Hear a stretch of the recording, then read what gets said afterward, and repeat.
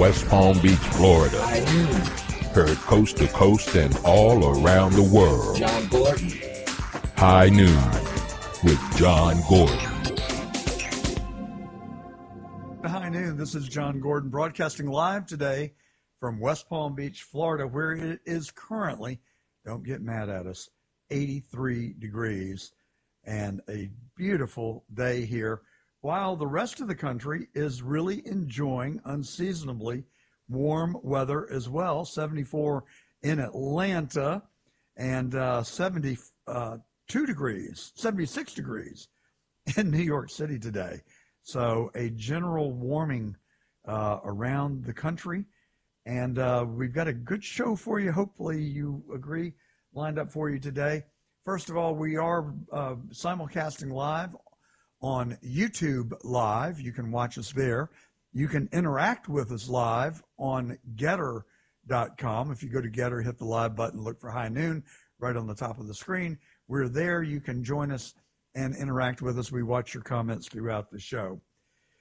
Ladies and gentlemen, things are tough. I'm telling you, I've lived a while now, and I've seen a lot. I've lived through the Vietnam War era. I remember as a kid watching the headlines every day, and there was a new story about the Vietnam War, and I wondered to myself, will this ever end? And it just went on interminably. And I find myself asking the same questions now on a variety of subjects, like, for instance, our economy is in dire straits. I do not like to be the purveyor of doom and gloom or bad news, but I have to be realistic in what I'm seeing with my own eyes and ears. Inflation is being persistent. It's now at 3.7%. The Fed is targeting 2%.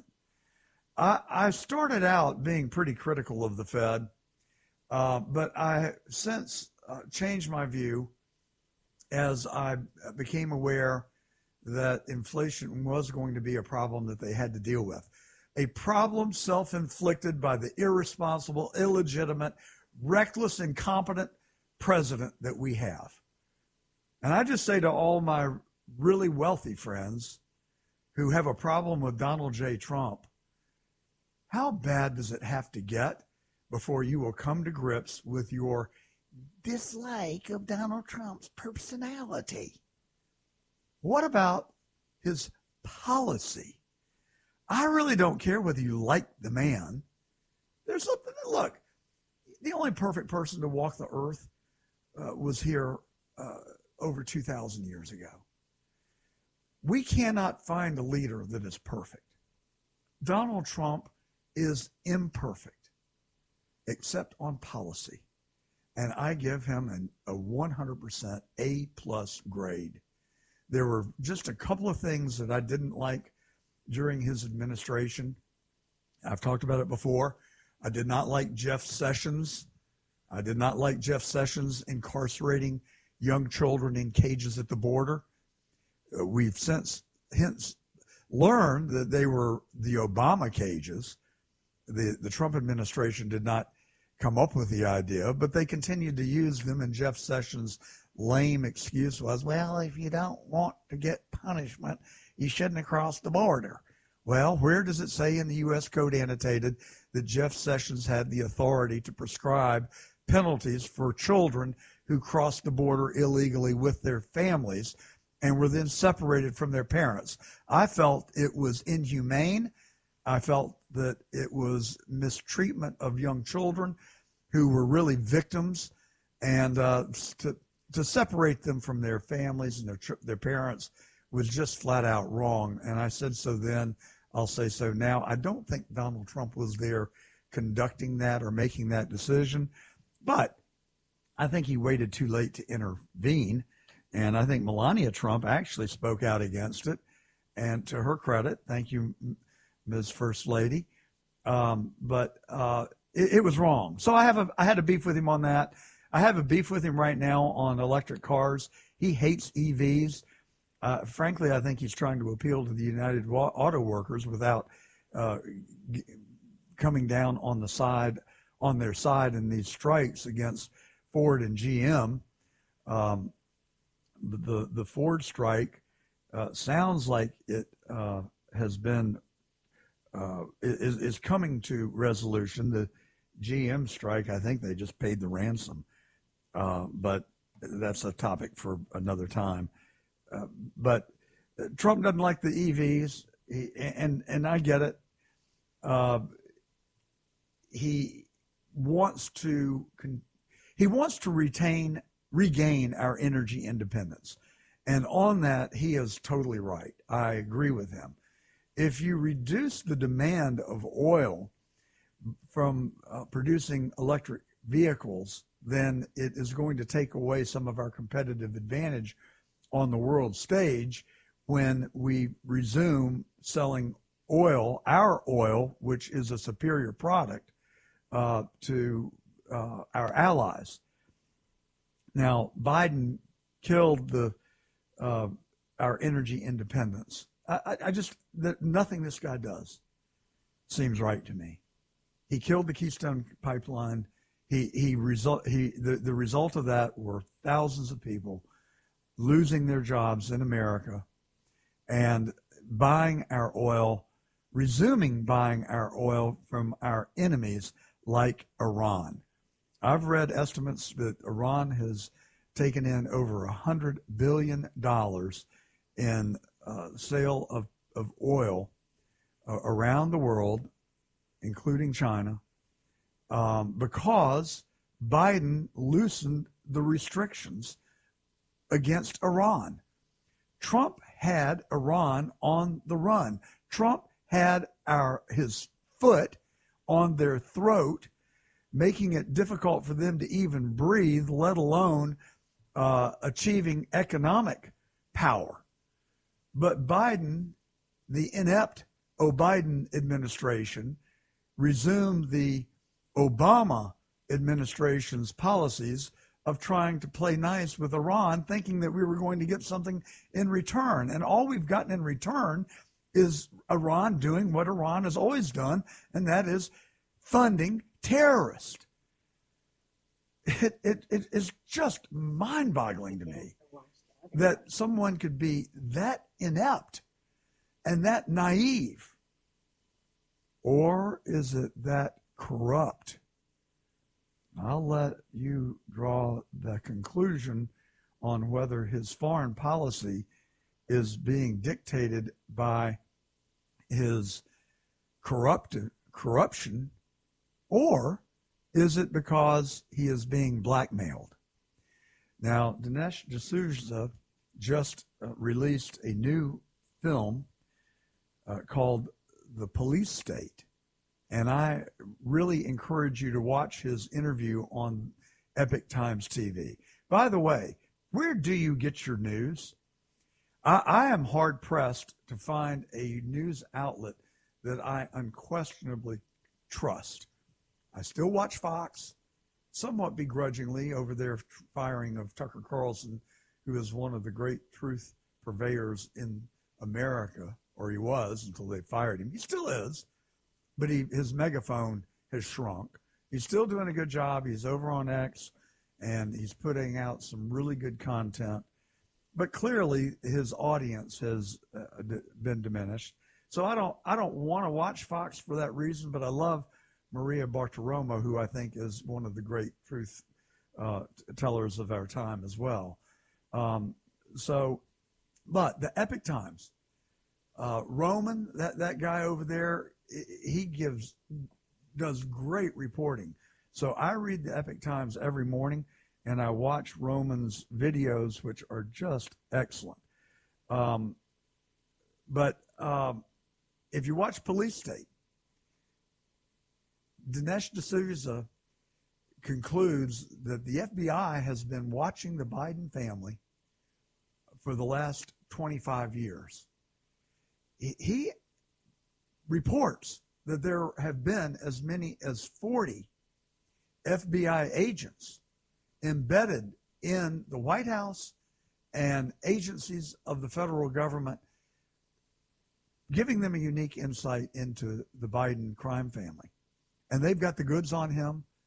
And D'Souza says that they are blackmailing the president of the United States.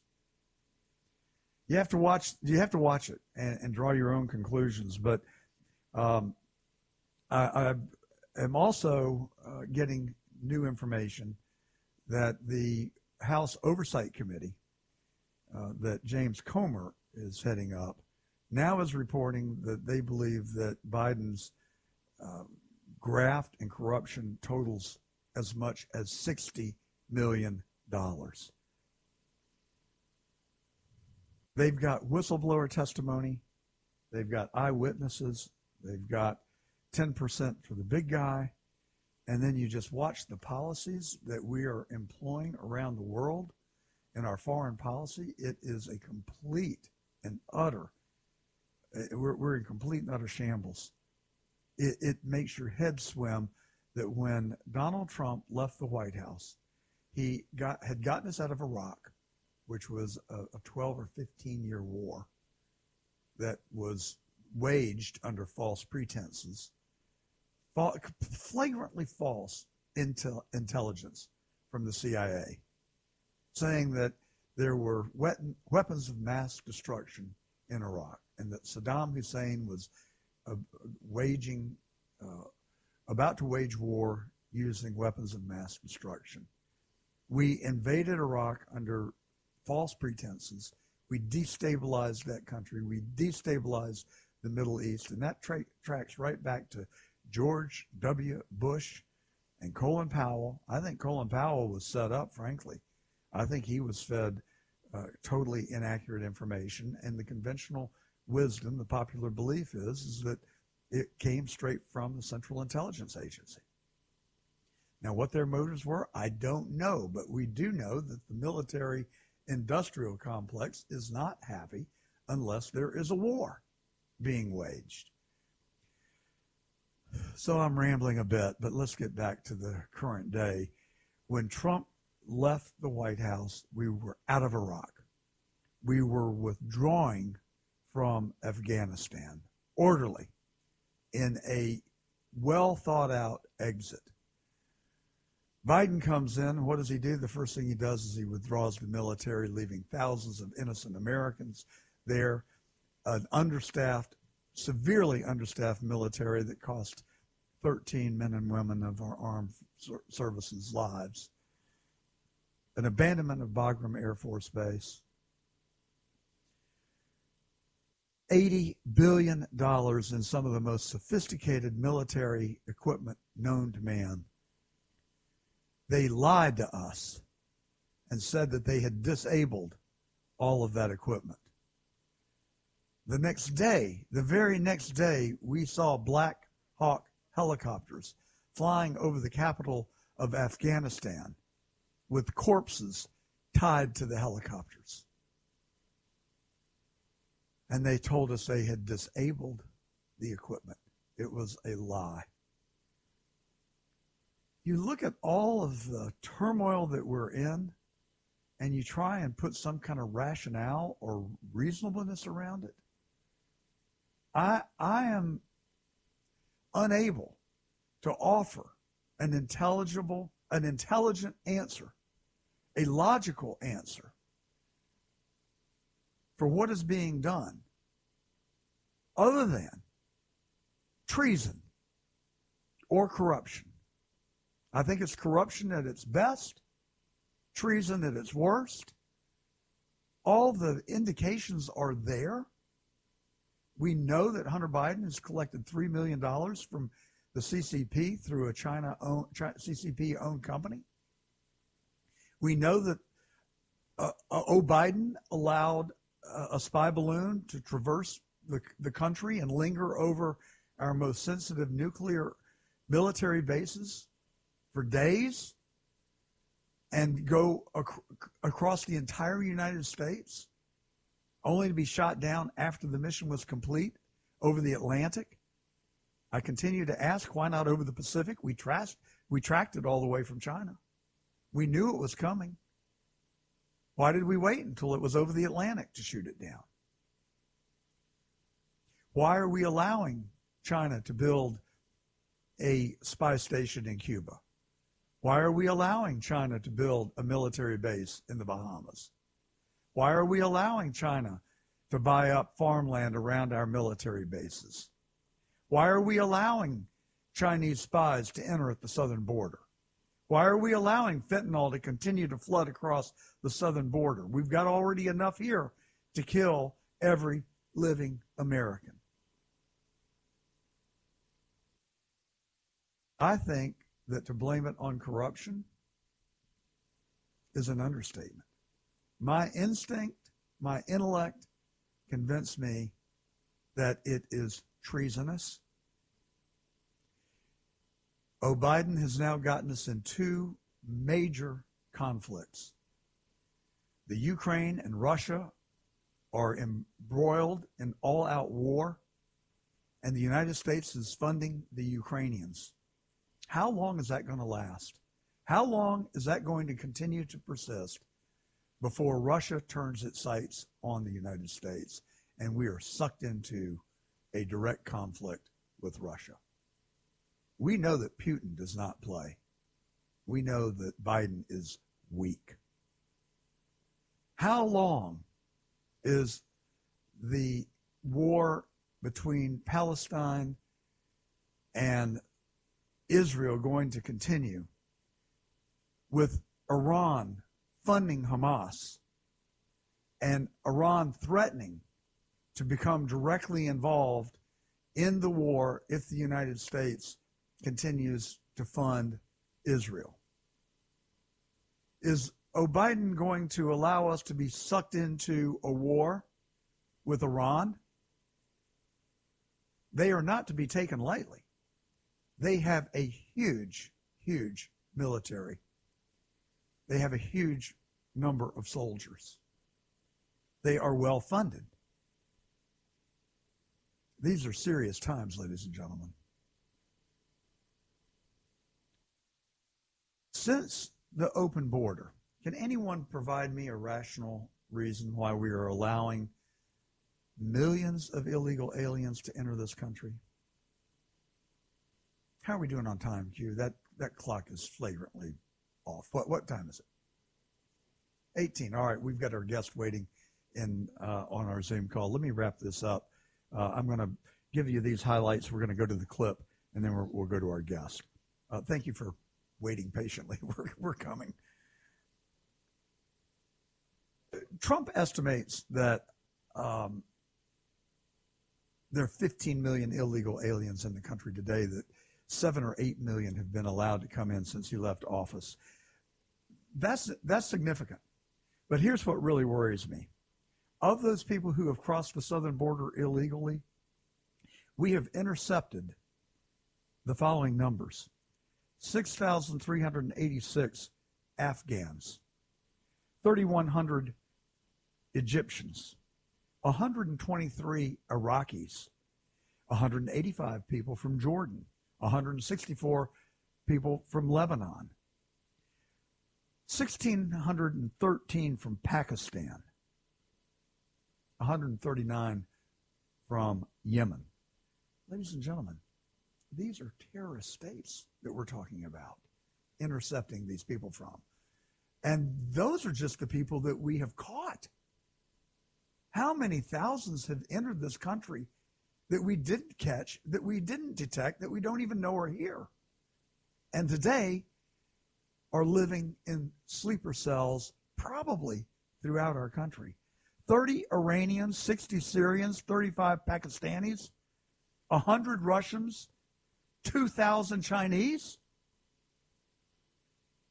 And we're told that we have an open border because we're being compassionate, because we're trying to help people coming here from lands where they are being abused and they're seeking political asylum. You believe that? Come on down to Florida. I got some property I want to sell you. Ladies and gentlemen, I am concerned. My brain and my instincts tell me that this illegitimate president, that's what we're going to talk to our next guest about, but this illegitimate president is sitting there working against our country. That's treason. Impeachment is too light of a consequence.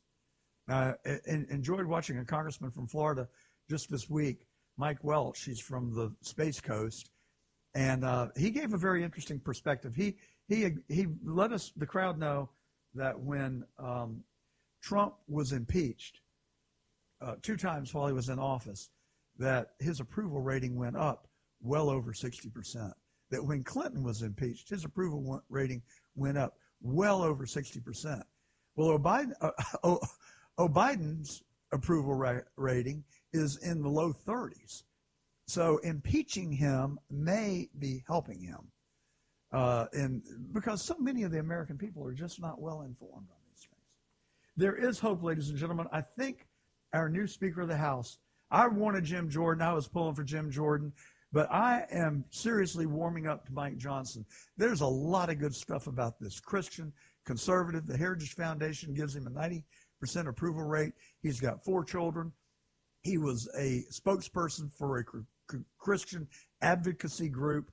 But here's what he said on Sean Hannity just the other day, 2 days ago. Right. They use the Palestinians as shields. They don't even provide the people with clean drinking water. We're supposed to believe they're going to use U.S.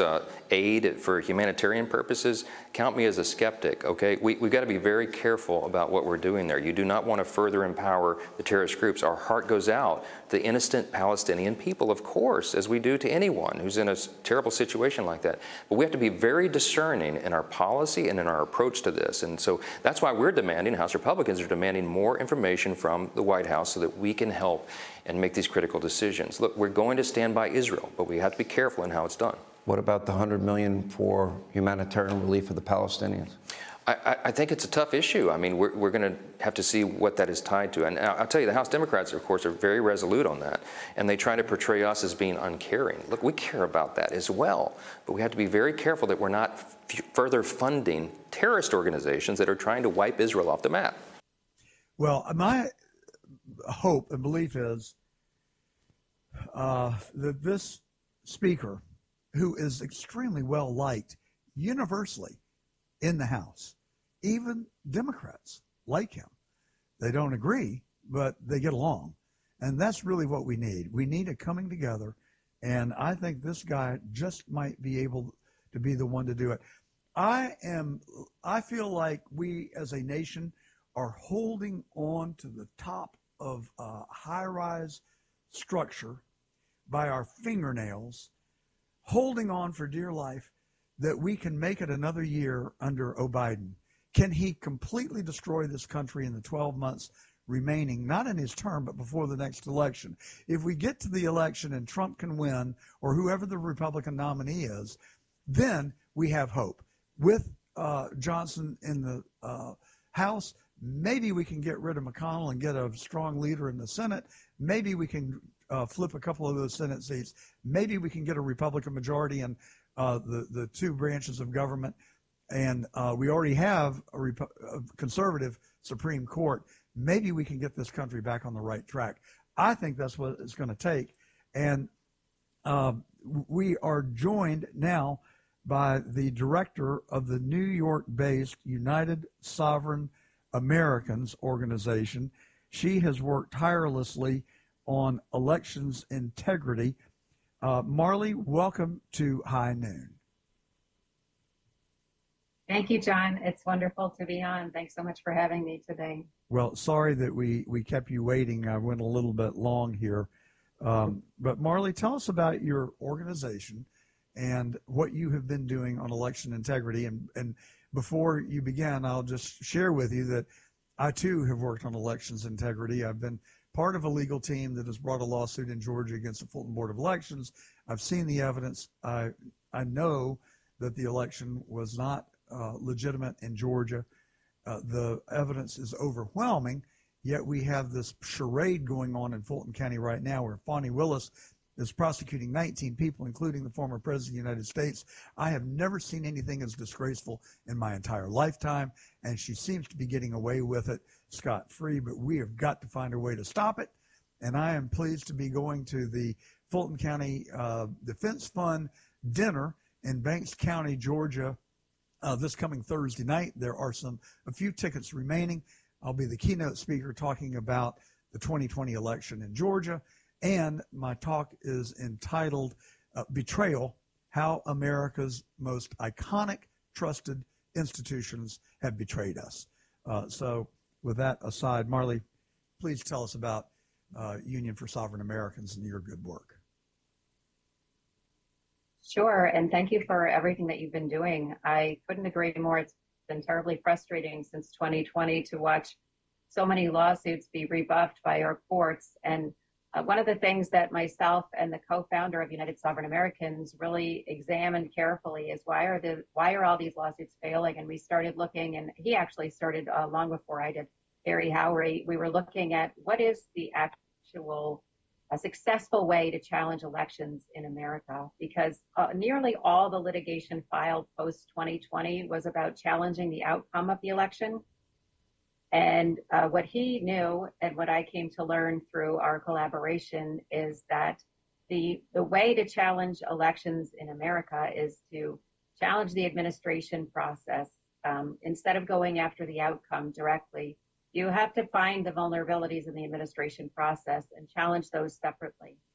And I'll tell you a little bit about how we came to this conclusion and why we think it's so tremendously powerful, and why we believe that the work of United Sovereign Americans, which is all volunteer, it's people from across America pitching in with our skill sets, our knowledge, and our truth to make sure that we have a valid and legal 2024 election in this country. But let me go back a little bit. I originally had founded an organization in New York State called New York Citizens Audit. That was in August of 2021. New York Citizens Audit began a citizens audit, a review of the voter roll databases in New York State, including the state database, which is the official federal record, and also the county databases. And what we thought we were discovering was anomalies, right? We found, 1.5 million people in the database, registrants, supposedly, who were purged with no purge date, for example, which is the complete violation of clear, settled black letter law. 1.5 million of them. We found, 1.5 million practically people who had been assigned, contrary to the law, more than one state voter ID number within the database. So we thought these were really odd. We kept calling them anomalies. And then when I presented at the pit in August of 2022, I presented actually a very different set of information that we uncovered in New York Citizens Audit, that in fact, the New York State voter roll database has been breached and is in a total loss of control state, which means no one knows who's actually controlling the registration of voters and the assignment of votes within that database. And regardless of whether anyone at the New York State Board of Elections is involved, it's not under their control.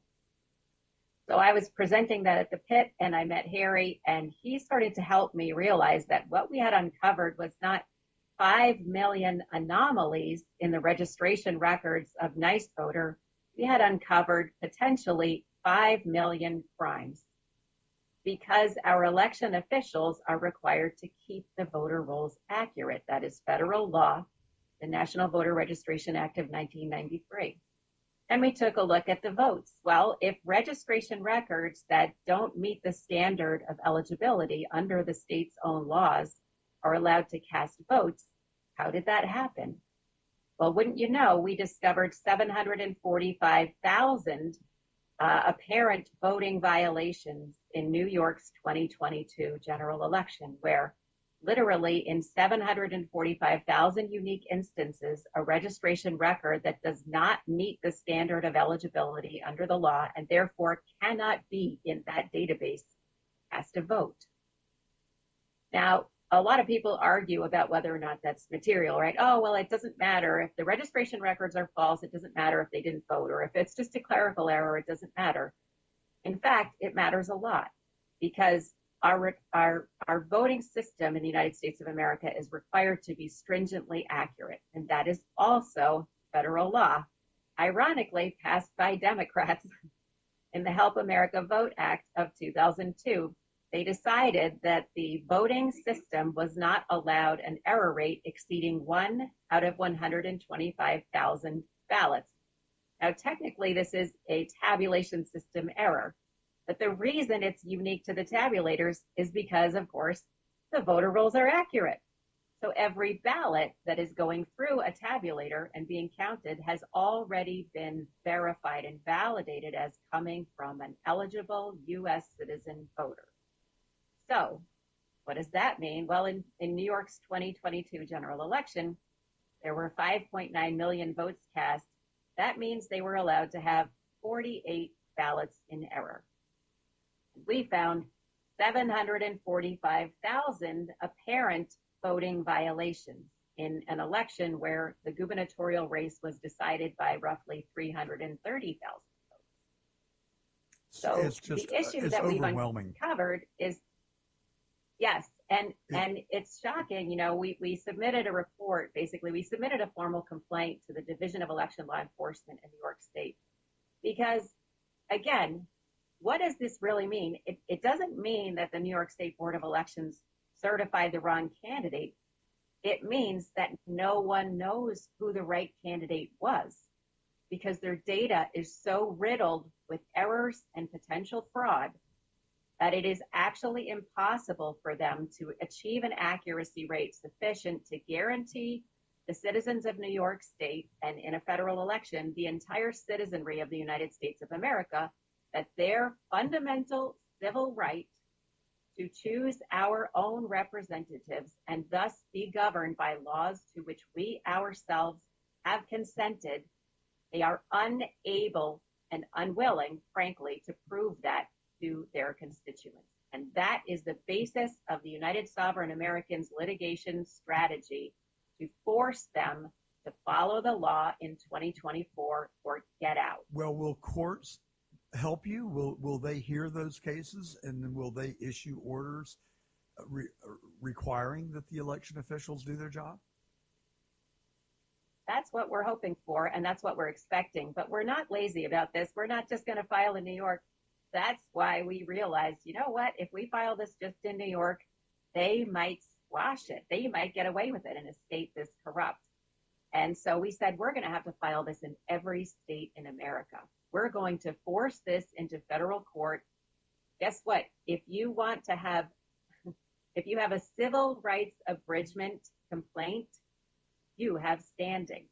This has nothing to do with whether the outcome of the election in any circumstance was correctly or incorrectly called. The assertion is the civil rights violation. That's exactly how we waged our lawsuit, which is still ongoing, by the way.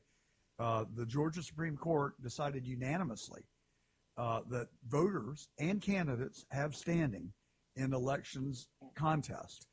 And we brought a 14th Amendment due process and equal protection claim against the Fulton Board of Elections. And so after the judge, after 9 months, threw the case out based on standing, and the Court of Appeals in Georgia upheld the lower court, the Supreme Court unanimously reversed both the Court of Appeals and the Supreme Court. Now the case appears to be just sitting, and I guess that everybody feels that they have handcuffs on because of Fani Willis's shameful lawsuit. And so to some extent, it appears that they are winning, and that is of great concern. Did we lose Marley? Marley, are you still there? I lost you on my monitor. Oh, there you are. I see you up here. You're still connected. We're talking to Marley Hornik, who has been doing election integrity work. She is the director of the New York Citizens Audit, and I'm just so pleased with what you're doing and the courage that you're showing. You can actually every Saturday interact with us live on Getter.com, and you can go there right now and hit the live button, click on High Noon, and we can see your comments and we can interact with you there. We got 1,000 people in the room right now. We usually are up around 3,000 by the time the show is over with each Saturday. So we welcome you and would love to build our Getter audience there, because we can interact with you live during the show. And I've got people texting me right now saying what a wonderful education this is, having Marley Hornik on our show today. Marley, how do we have, well, before we move to that, I've got several thoughts running through my head. You talk about the voter rolls. This is not just in New York. I mean, we've examined the voter rolls in Georgia, and there are 14,000 people that are registered in perfectly alphabetical order, and their registrations are sequential. Now, the chances of that happening are zero. That means that Alice lined up in front of, by first name, by the way. It was a real, just a quirk of fate that one of our guys that was doing data analytics with the Georgia voter rolls uncovered this. But at 2 o'clock in the morning, he said, well, I've looked at it sequentially by voter ID. I've looked at it by alphabetically by last name. And, you know, at 1 o'clock in the morning, he said, well, what happens if we sort it by first name? And bam, there he found 14,000 people embedded in the voter roll in Georgia, where the first name alphabetically was perfectly sequential by voter registration ID number. I mean, it's just completely not possible that Alice lined up in front of Bobby, who lined up in front of Clarence, who lined up in front of David, and their numbers were 1, 2, 3, 4, 5. It's just, but we have video of the poll workers in the State Farm Arena telling all of the media and the observers that they had to leave because of a water main break. We find out that there was a toilet that leaked at 5 o'clock in the morning, 18 hours earlier, and they used that as the justification for telling people to leave. And then we see them 45 minutes later on the security cameras resuming counting of the ballots, which is flagrantly illegal.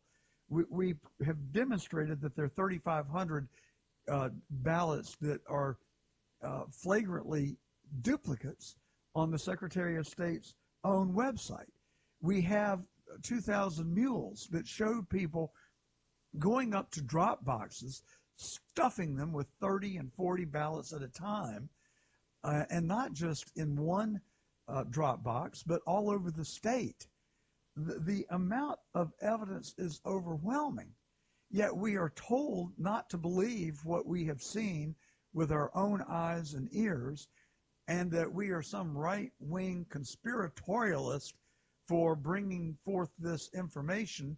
And then the people who actually legitimately, through the legal process, attempted to right this egregious wrong are now being prosecuted for it in Fulton County. It is a manipulation that is so clear as the nose on our faces. And how are they able to pull this off? How are they able to get away with it? Where is the accountability? Help us. Well, United Sovereign Americans has a couple of ideas about pursuing accountability, but the first concern that we have, first and foremost, is to secure an accurate, valid, legal 2024 general election. 100%. And again, it's using the issue of civil rights under HAVA, NIVRA, FISMA, and the Voting Rights Act. In fact, the primary claim that we will be making in all of these states is based in the law. The Voting Rights Act of 1965 tells you what to do if you believe that your fundamental right of suffrage has been abridged in any fashion. You need to file TRO or PRO litigation. Of course, it's supposed to be the U.S. Attorney General filing this on your behalf because it is such an egregious violation of our constitutional privileges. But in this instance, it looks like we're going to have to do this ourselves, the American people. And of course, there are thousands and thousands of people working on it, volunteering and contributing because we love America. That's exactly right. We want to live under freedom. We want to live with freedom of conscience. We love this country. We honor our ancestors who founded this nation. And there is nothing that we can't do and nothing that we won't do to protect this beautiful place in a peaceful, legal, constitutional manner and show our children who we really are and what we're really capable of, right? So what we really need at United Sovereign Americans is we need folks who want to help. If you have skills, whatever your skills may be, you can contribute to this effort. You can be a part of using this litigation strategy across the 50 states. And right now, I do want to say, I'm not just bluffing. We have 18 states currently developing their election validity scorecards already. Because at United Sovereign Americans, we say there is no such thing as election integrity. Elections are not moral beings, and they don't have the capacity to do the right thing when no one is looking. They're either accurate or they are invalid. And those are the principles that United Sovereign Americans is basing our litigation strategy on. And yes, we do have other means that we plan to utilize to hold officials accountable, because there is a critical pressure point here. There's an Achilles heel to this whole spaghetti disaster that you did such a great job laying out as I was listening. I mean, it's everywhere. The corruption is so deep. And there's one person who can be held accountable, and that is the person who is called the chief election official of your state. They are the final sign-off on the certification of a federal election. When they pick up their pen and they sign that certification document, they are attesting personally and officially that the administration of that election from end to end was accurate and compliant with all relevant state and federal laws. And we can prove in New York, and you can prove in Georgia, and we have people proving it in Virginia, North Carolina, Texas, California. There is so much evidence, like you said, and we're just bringing these arguments into a single, clear, unified template to say, when you signed off on this election and you said it was accurate and you said it was compliant, you lied to us. And that's a civil rights abridgment acting under color of law. And it doesn't matter if they did it because of apathy, incompetence, or malfeasance. They have the duty to know that the election was accurate and it was compliant. I want to be optimistic. I want to believe that we can fight our way out of this. But I refuse to sugarcoat the truth in any way. And my concern and pessimism comes from the fact that while I ran for Attorney General of Georgia a little over a year ago, I was on the campaign trail all over Georgia. I met well over 10,000 Georgians, and nowhere did I go did I find anyone except one kid at the University of Georgia, and he didn't even voice support for, but he said one comment that may have sounded like he had faith in Brad Raffensperger. But I didn't find one person who said they were going to vote for him. Raffensperger can't complete a speech in front of a Republican crowd in Georgia without getting booed off the stage. Yet he won without a runoff against Jody Heist, who was at that point a sitting U.S. congressman, universally loved, universally respected, got a standing ovation when he would walk out on stage. A sheriff down in middle Georgia, TJ, and then David Belle-Isle, who came just within a hair of beating Raffensperger in 2018. And we are to be told and to believe that Raffensperger won his reelection without a runoff. Well, it's shameful. And so what do you do when you got the fox guarding the hen house, which is exactly what we have in Georgia? And the courts won't give us relief. The constitutional officers, I believe, are either corrupt, inept, or fearful. I'm not sure where to put them. I think Raffensperger is just clearly an untruthful person. And I don't believe that he won without a runoff. I believe that it was rigged. Now, that's my personal opinion based on my personal observations. Now, if you want to talk about 2020, I can give you tangible absolute proof of what I'm saying. I lack tangible proof of what I'm saying about Raffensperger. It's all anecdotal based on traveling the state and meeting tens of thousands of people and feedback that I've gotten before and during and since. But how do you defend against that? And then, you know, if you listen to the monologue about Dinesh D'Souza's new film out called The Police State, this is not conjecture. We have the FBI, the organization that is supposed to protect our rights and protect us, who he is alleging has been blackmailing the President of the United States to get him to perform in ways that they decide that they want him to. And I'm sure that it is being done in concert with the CIA, who I think any living American who has chosen to look have to conclude killed the 35th President of the United States, John Fitzgerald Kennedy. We're in serious times. Where I totally is agree the with you. relief I going to refuse come to from? lose hope. I absolutely refuse to lose hope. I don't if lose I hope. lose hope and everybody loses hope, then how do we fix this? We believe have to Marley, pick ourselves up and try everything we can. Trust me, Marley, I am not in any way resigning from the fight.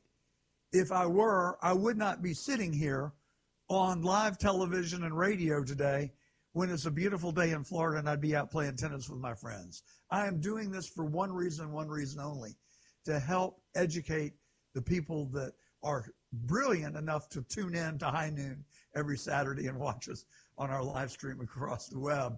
But I'm seeking answers, legitimately, sincerely. I am seeking answers. And I think that what you're doing in New York is absolutely a model that we need to follow, particularly in the swing states. And one, if you don't mind me just persisting a moment longer here, one of my strategies is the initiative that I've launched here in South Florida with a friend of mine, Jake Minguez, who is a political consultant. He works with the likes of Brian Donaldson up in the Panhandle. He is conducting a campaign for Congress here with a guy named Dan Francis, who is running against one of the most liberal members of Congress. And she beat him in the last cycle by 28,000 votes. That means we need to change 14,001 minds. We think that we can flip that seat. But we have formed a 501c4 called Turn America Red. We're going to go to Georgia, Wisconsin, and Arizona, and we're going to organize those states for non-traditional Republican voters, principally blacks, Hispanics, Asians, suburban housewives, millennials, and we're going to help turn out the vote and help educate them, along with members of the Jewish faith, I hasten to add, and explain and educate why the Democratic Party has left them and that the Republican Party is really the party that they should align with. And we don't have to change many minds. The margin in 2020 in each of those states were 12,000 votes or less, 11,780 in Georgia, 12,000 in Arizona, roughly 12,000 in Wisconsin. We think we can flip those states red. That's what I'm doing as one individual. You're doing your work in New York, which I think is phenomenal. And so we got to build us an army, Marley, that are willing to fight. Yes, and to be clear, that's precisely what United Sovereign Americans is doing. We're working in 20 states. I started in New York. Harry's from Missouri. We have 20 states, including every swing state, already building their claims along these lines, and we plan to file as a group, the first group that's ready in early January. So I just want people to understand that if they want to participate with this particular effort, you are more than welcome to go to unite4freedom.com and sign up to be a volunteer, sign up to get our newsletters, sign up to be on our calls, where we will train you in federal election law and help you understand how these arguments actually get upheld. That is wonderful. I want to mention one document, John, that you might be interested in if you haven't already read it. It's called the Federal Prosecution of Election Offenses. It was recently updated. The 8th edition is from 2017. And it's basically, it's a more or less like a cliff notes for incoming U.S. attorneys who may end up needing to prosecute election fraud, which is to say election fraud is defined in the document. The federal statutes that govern the prosecution of election fraud are named according to the principles that they govern. And also every single Supreme Court precedent and district court precedent that has upheld these principles is named and listed inside of the document. All right, so tell us where we can fascinating. Tell us where we can find that document. And I'm sorry, I don't mean to cut you off, but we are out of time. And so I want you to tell us where we find the document and repeat your website again, unitedforfreedom.com, I believe is what you said, and use the number 4. Yes, unite4freedom.com. Yeah, now when I ran for Attorney General, it was JG4AG, but just, whatever help it is for you, we reserve both FOR and the number 4. So regardless of how somebody would search, we would come up. You might want to do that with unitedforfreedom.com. And then the document that you're talking about, we can find it where? You just need to look it up in a search bar, Federal Prosecution of Election Offenses. It's the 2017 edition, the 8th edition, by Richard Pilger, Pilger. Federal Prosecution of Election Offenses. Okay. It's an extraordinary journey through the incredible work that our Supreme Court has done since 1888, upholding our fundamental right of suffrage, and the amount of precedent that has been generated already, clear, settled, black letter law regarding any kind of abridgment of that fundamental right. UnitedForFreedom.com. Marley, thank you so much. Marley Hornik, for coming on. Am I pronouncing your last name correctly? Yes. Good. Thank you for coming on High Noon. I'm sorry that that clock just keeps ticking, and I fight it every week, but we are spent for today. Would you come back and join us again? I'd like to follow up on your work and continue this dialogue. Yeah, I would absolutely love to. Well, thank you so much, and I want to thank our unofficial associate producer, Den Black, my friend, for recommending that we have you on our show. Den, your job is safe. You've done a great job getting Marley today. We've thoroughly enjoyed it. We'll be back next Saturday at high noon on the John Fredericks Radio Network and live streamed across the web. And I'm going to have us taken out now by my boy, John Mayer, Waiting on the World to Change. All I can say, ladies and gentlemen, don't wait. Get out. Do what Marley is doing. Do something. Come and join us. Come and join us in Banks County, Georgia, Thursday night for the Fulton County Defense Fund, pushing back on Fonnie Willis. There's some tickets left. I'll be there speaking, and I look forward to seeing many of you there. And that's another edition of High Noon for this week. Have a great weekend, everybody. So long. Assaulting the narrative. High Noon. Destroying the lie. John Gordon. Unearthing the truth. You can't handle the truth.